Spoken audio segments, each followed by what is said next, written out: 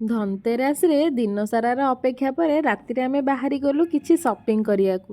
ଯେଉଁଟାକି କୁହନ୍ତି ଧନତେରାସରେ କିଛି ଆଣିଲେ ସେଇଟା କୁଆଡ଼େ ବହୁତ ଭଲ ହେଇଥାଏ। ତେଣୁ ଆମେ ବାହାରି ଗଲୁ ନାଗପୁର ସ୍ଥିତ VR ମଲ୍ରେ। କି ସୁନ୍ଦର କଳାକୃତି ହେଇଛି, ମୋତେ ଦେଖିକି ତ ବହୁତ ଭଲ ଲାଗିଲା।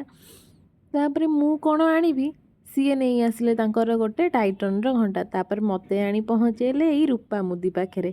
ମୋତେ ତ ବହୁତ ଭଲ ଲାଗୁଥିଲା, ତା ସହିତ ମୋତେ ମିଳିଯାଇଥିଲା ଦୀପାବଳିର ଗୋଟେ ସୁନ୍ଦର ଗିଫ୍ଟ। ତା ସହିତ ଏଠି ହେଉଥିଲା ନାଚ ଗୀତ। ନାଚ ନୁହେଁ ମ, ଖାଲି ଗୀତ। ଟିକେ ଦେଖି ଦେଖି ଶୁଣି ଶାଣି ଘରକୁ ଯିବା ପାଇଁ ପ୍ରସ୍ତୁତ ହେଲୁ। ତାପରେ କହିଲି ଚାଲ ମୁଁ ଟିକେ ଫଟୋ ଉଠେଇନି, ଚାଲ ଟିକେ ଫଟୋ ଉଠେଇବା। ଆଉ ଏଠି ଦେଖିଲା ବେଳକୁ ଏମାନେ ସବୁ ଫଟୋ ଉଠେଇବା ପାଇଁ ପୁରା ସୁନ୍ଦର ସୁସଜ୍ଜିତ ଜାଗାରେ ପହଞ୍ଚି ଯାଇଛନ୍ତି। ଆଲୋ ମୁଁ କ'ଣ ଉଠେଇବି, ମୁଁ ସେମିତି ଟିକେ ମୋବାଇଲରେ ଦେଖେଇଦେଲି ଆଉ। ତାପରେ ଏମିତି ମୁଁ ଦୂରରେ ଥାଇ ଫଟୋ ଉଠଉ ମୁଁ ଦୂରରୁ ଗୋଟେ ଲକ୍ଷ୍ୟ କରୁଥିଲି ଗୋଟେ ଜିନିଷ। କିଛି ବି ଜିନିଷ ନୁହେଁ ମ, ସିଏ ହେଲେ ମୋର ଟିକେ ପ୍ରିୟ ହିରୋଇନ୍ ଜାହ୍ନବୀ କପୁର। ମୋତେ ଲାଗିଲା ସେ ତ ମୋରି ପଛରେ ଛିଡ଼ା ହେଇଛି ଆଉ। ମୁଁ ଗଲି ଦୁଇଟା ସେଲ୍ଫି ଉଠେଇଦେଲି।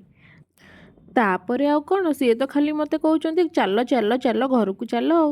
ମୁଁ କିନ୍ତୁ ବୁଲି ବୁଲି ଏ ଛୁଆଙ୍କ ପାଖରେ ଆସି ପହଞ୍ଚିଗଲି। ଛୁଆମାନେ ଖେଳୁଛନ୍ତି, ମୋତେ ଆଉ ସେ ପାରୁନାହାନ୍ତି। ଆଲୋ ଦେଖ ଏଠି ମୁଁ ଦୌଡ଼ିକି ଯିବି କ'ଣ, ଏଇ ପାହାଚଟା ଚାଲୁନଥିଲା।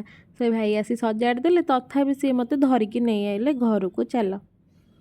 ତାପରେ କ'ଣ କରିବି, ମୁଁ ବି ଗାଡ଼ିରେ ବସି ଘରକୁ ଚାଲିଲି। କିନ୍ତୁ ବାଟ ସାରା ଯେଉଁ ସୁନ୍ଦର ସଜା, ପ୍ରତିଟି ଘରେ, ପ୍ରତିଟି ବଗିଚାରେ, ପ୍ରତିଟି ରୋଡ଼ରେ, ସବୁଆଡ଼େ